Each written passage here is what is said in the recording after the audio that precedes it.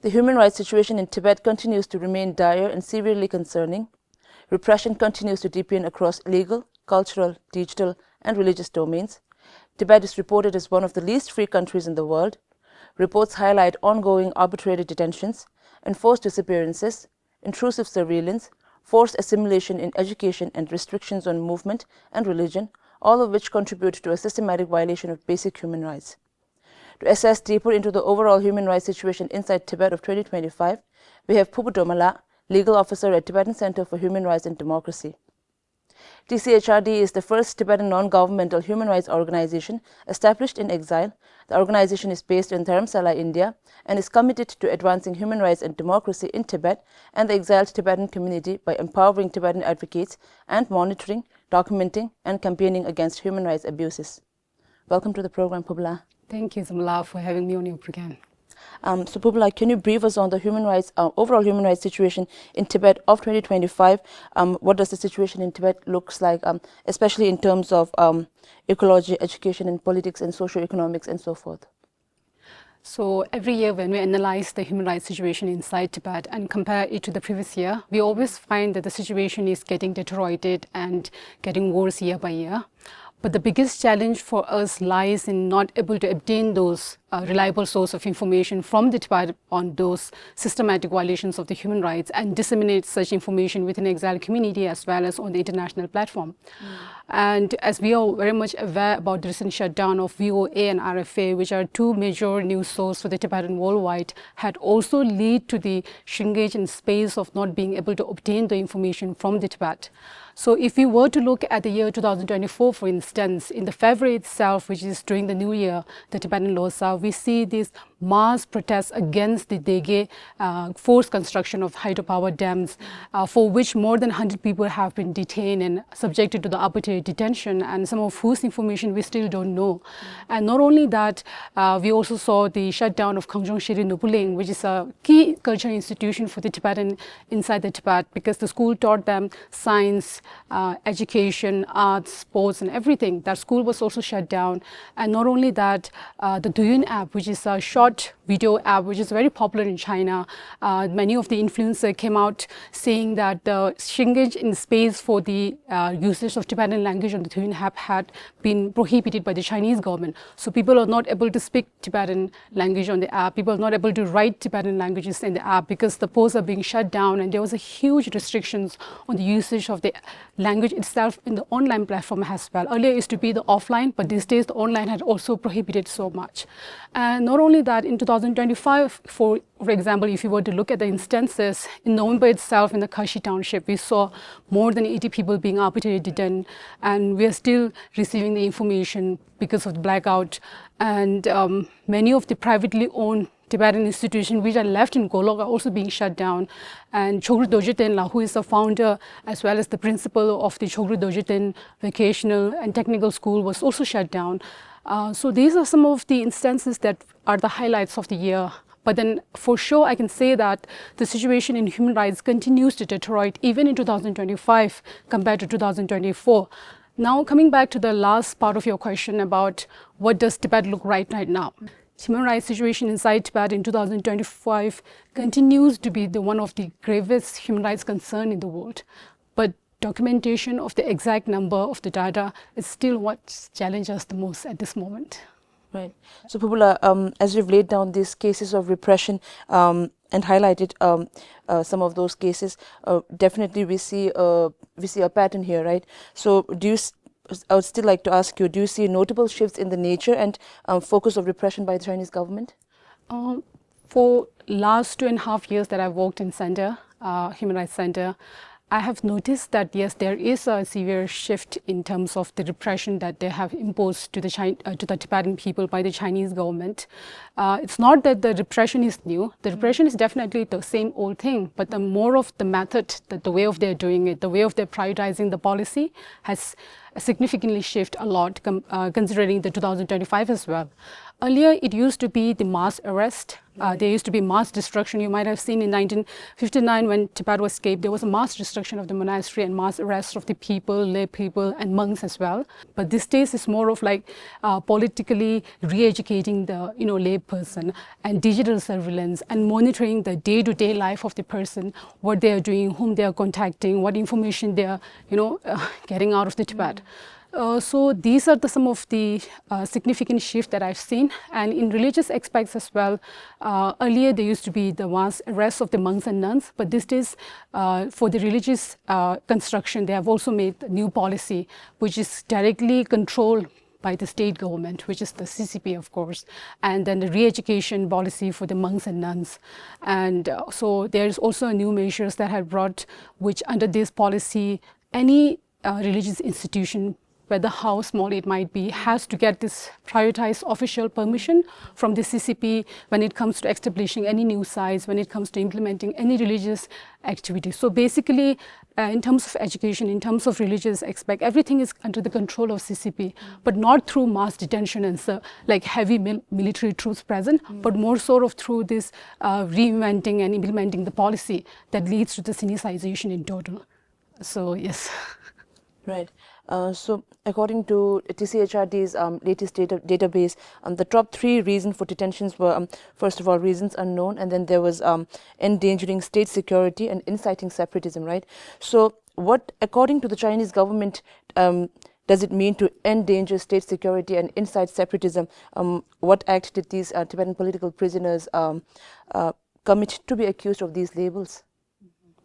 So TPPT, which stands for the Tibetan Political Prisoners Database, is the official database that our center maintains for the several years, had been maintaining for the several years. Currently, our database has approximately 5,600 political prisoners profiled since 1990. We are working hard towards making sure it's a reliable source of information before 1990 as well currently, so that it can be a beneficial resource for the other NGOs and the research institution. Now coming back to your question, yes, the TPPT currently has those profiled, but many of, if you look at the charges are unknown. Right. As I mentioned, has been emphasizing a lot earlier in my answer, is that because of inability to obtain the resources and the transnational repression, the consequence the family members of the detainees face back in Tibet, many of the information are not being able to put out there, and we don't have exact information as well.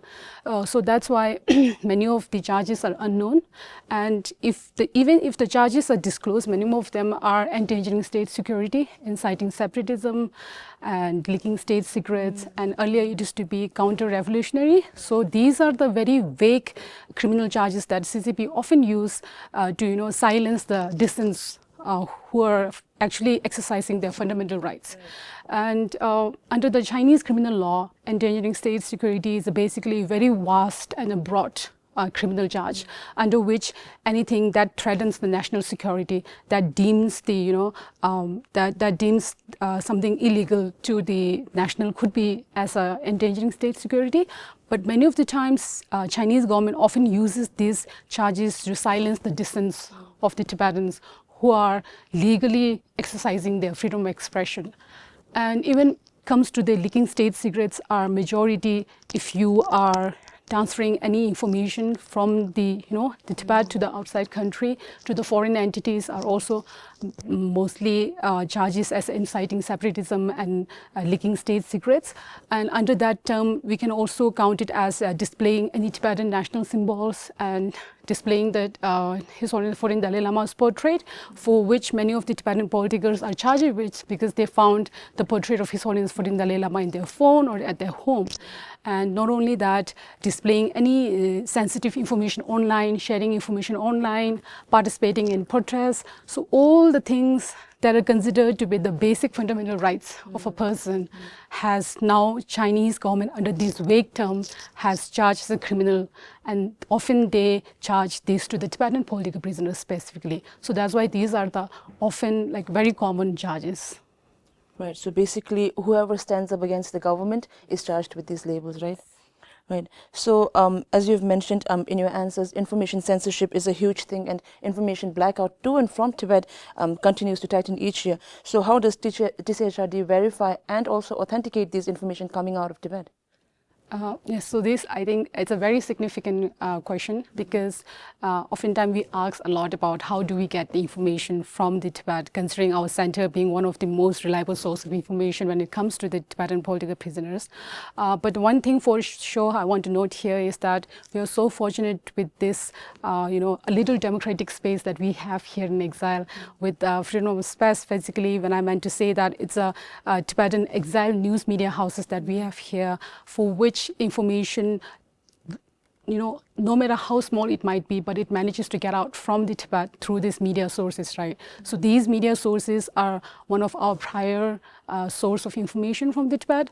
But not only that, we also do cross-check with the other sources that we have, the long-standing individual sources that our center had maintained for the several years. We always cross-check the information whenever we receive from these sources, and especially the media houses, because we always make sure that the information that we put out there before documenting it is something that is reliable and true and honest information. So these are the procedure. It's sort of like a two-step verification process that we do from our center. And once the information is out of that region, the people residing over there, they face a collective punishment, though it's a single information, but it's like majority, the overall people residing in that region face a collective punishment. So for a month, the internet can be shut down. There can be complete blackout, specifically if the matter reaches to the international level, meaning people started paying attention to the cases. For example, in February 2024, about the Dege, it became so huge that started gaining attention of the international. So I still remember for a second and third day, we were not able to get the information from Dege because internet had been shut down. It was completely blackout. So these are some of the responses the Chinese government does when the matter gets out of the region, and not to mention about the punishment that people face over there, and authority, often interrogate the family members again and again, making them very uncomfortable. And there's a severe restriction of the movement within the region, especially from the region to the outside as well. And also the mass military troops present. And that kind of creates the fear among the people inside them about not sharing the information to the outside. So that's where the information becomes very limited to us. Right. So, so what we get out of this is that no matter how much of the heavy consequences that Tibetans in Tibet might have to face, once the information is out, they still want the situation of the human rights situation of Tibet to get out of Tibet and to have global attention. That speaks volumes of where Tibetan stands inside Tibet, right, under the Chinese government.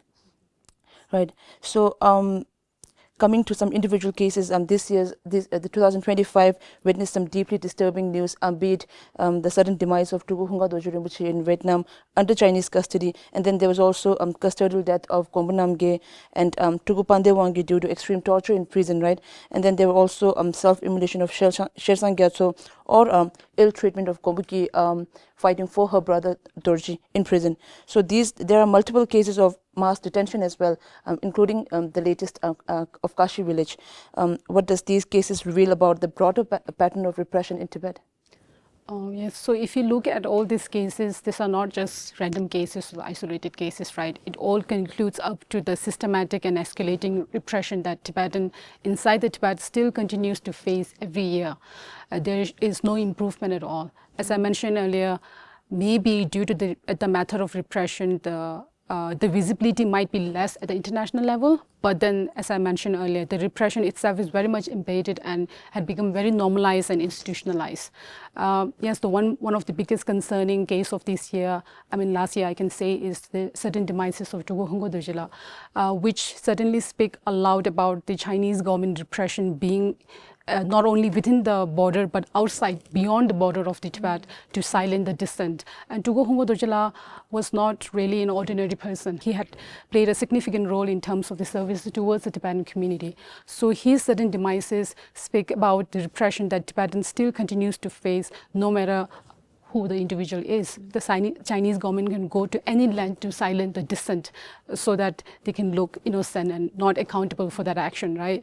And after the death of Tugu Hunga Dojila, I still remember in our exile community, it raised a severe concern within ourselves as well about the international community, despite the fact that there were joint communications sent by the human rights organization, UN, to the Chinese government as well as Vietnamese government about the fair investigation and clarification on the death of the Tunku Hungo Dojila. But until now, I've not really seen any clarification, neither from the Chinese government as well as the Vietnamese government. Chinese government has always loved to, just neglect the fact that it happened and doesn't hold any accountable for that. And also not to mention about the self-immolation cases that you mentioned earlier. Self-immolation is one of the concern that often underscores, the number often underscores, because self-immolation is a very sensitive concept itself for us Tibetan as well, right? Within the Tibet as well, if you can see over a year, number have reduced a lot. But that doesn't mean there is no self-immolation inside the Tibet at this moment.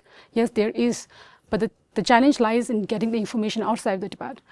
And when it comes to the custodial death, as you mentioned, yes, the event that shows that the people who are in detention face a severe torture and lack of medical services as well.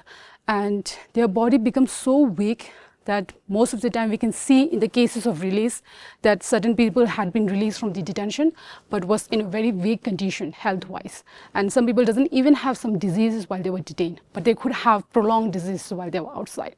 So that's all because within the detention center, the condition is so worse that oftentimes they become so weak. And by the time it feels to the Chinese government that a person may pass away any soon, they will release it.